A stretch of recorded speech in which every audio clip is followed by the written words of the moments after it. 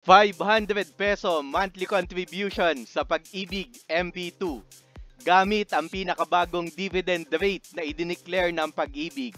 Magkano kaya ang kikitain mo?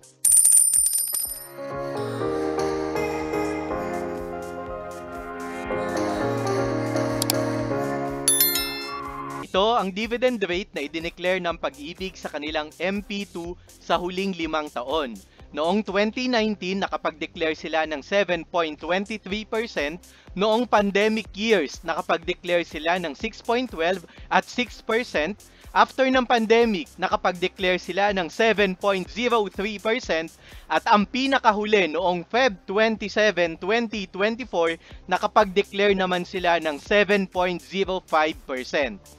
Ang average ng 5 taon na ito ang gagamitin natin sa ating computation ng dividend sa ating sample ngayon na gagawin natin.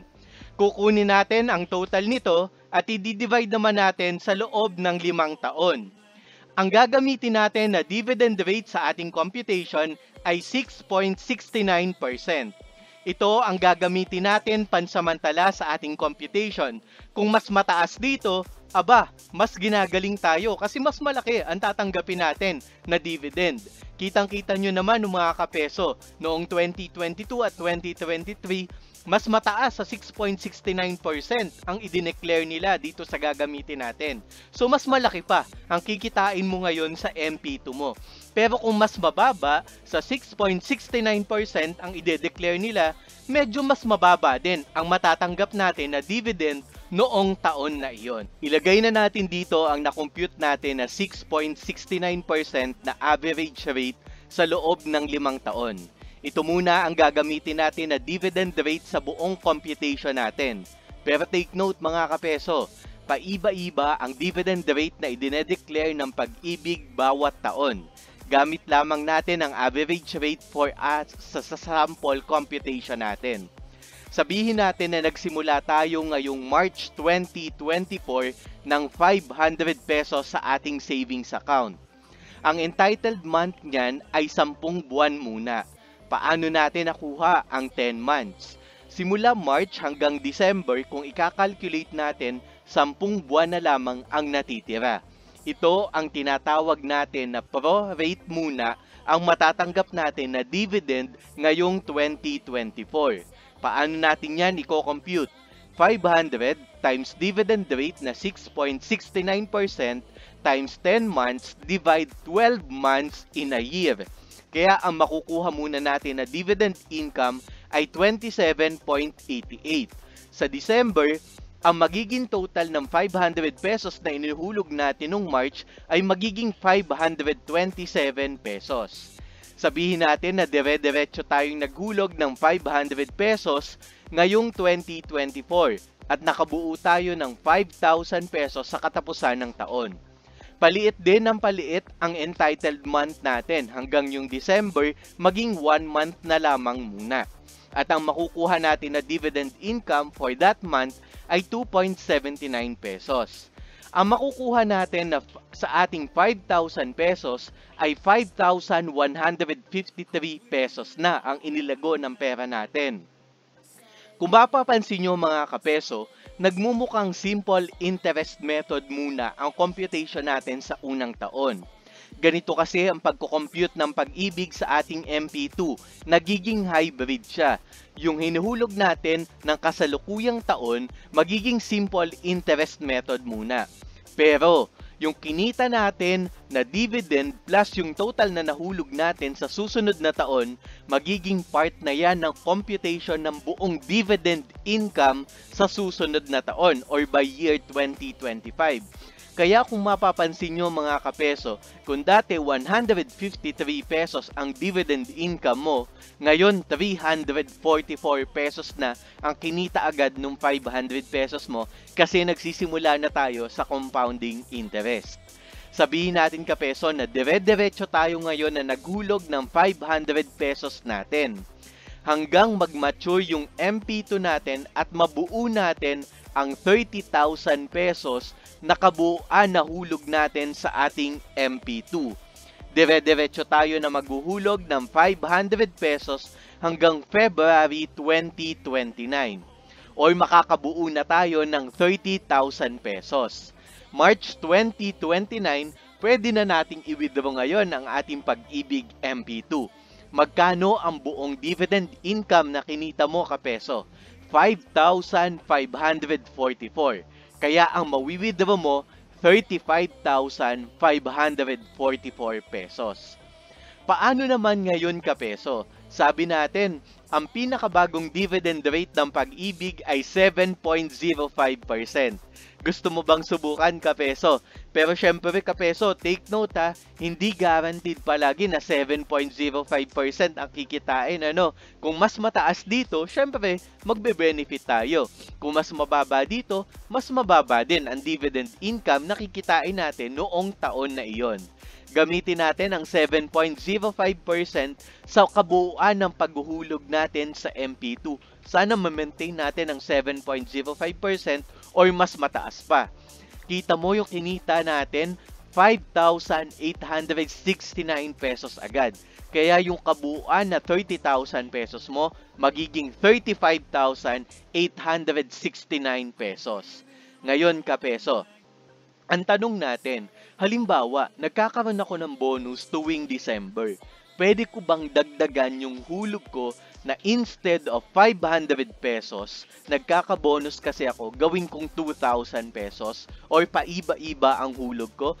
Pwede mo yan gawin kapeso. Yung 500, palitan natin ng 2,000 every December kasi dito tayo nagkakaroon ng bonus or dito tayo nagkakaroon ng extra money. Gawin natin siyang 2,000, pwedeng dagdagan mo pa yan kapeso pwedeng paiba-iba. Ang total na nahulog mo, 37,500. Syempre, kasabay niyang lalago ang dividend income mo, magiging 7,157. Kaya ang total na makukuha mo kapeso, 44,657 pesos. Paano naman kapeso? Sabi mo parang ang hassle naman na maghuhulog ako ng 500 pesos every month. Parang talo pa ako sa fees niyan. Pwede bang yearly? Pwede din yan kapeso. Sabihin natin na magsisimula ka ngayong March 2024 ng 6,000 pesos. O yan yung 6,000 divide 12 ay 500 pesos monthly. So makakabuo ka pa din ng 30,000 pesos. Ang total nakikitain ng 6,000 pesos mo kapeso yearly ay 6,906 pesos o ang total money na mawi-withdraw mo ay 36,906 pesos. Sabihin natin ngayon kapeso, nagagawin natin na 7.05% ang dividend rate kasi ito ang pinakabagong dividend rate ni Pag-ibig. Pero paiba-iba yan kapeso take note yan palagi. 30,000 pesos ang total na ihulog mo pero 7,314 pesos ang dividend income mo. Ang total money na makukuha mo, 37,614. Pero kung mapapansin mo kapeso, bakit ganun? 7,314. 30,000 lang ang nahulog mo. Pero dito, ang naihulog mo, 37,500. Pero halos kaparehas lang ang dividend income na nakuha mo. Ito yung power ng kapeso kapag malaki agad yung unang na-deposit mo. Kita mo dito, 500 pesos, pero yung dividend income mo, 29.38. Pero dito, 6,000 pesos, automatic, entitled agad yan sa dividend income. Kaya ang kikitain mo, 352 pesos agad. Kaya lumalago agad ng lumalago ang pera mo.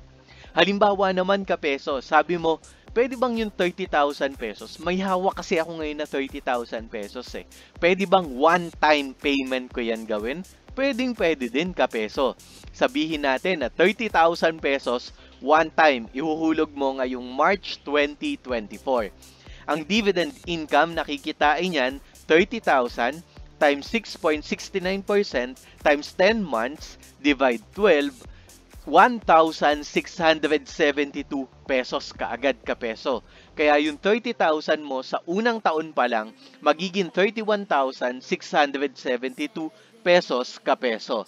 At lalakad ng lalakad yan hanggang mabuo natin ng February 2029 at makapag-withdraw tayo ng March 2029.